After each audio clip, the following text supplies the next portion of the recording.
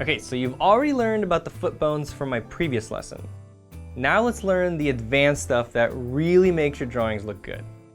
Now, before I go any further, I must warn you that you might find this technique highly frustrating. You might even struggle with it for the first 1,000 drawings or so, but with enough practice, you'll develop the muscle memory and it becomes handy. Okay, let's get started.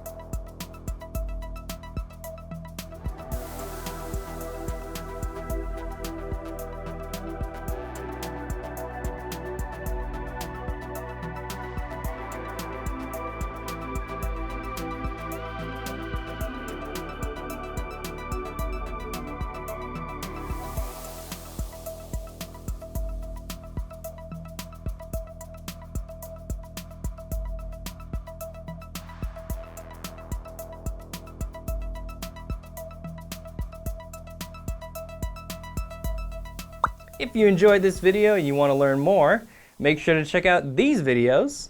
And if you want to get updates on new lessons, make sure to hit that subscribe button.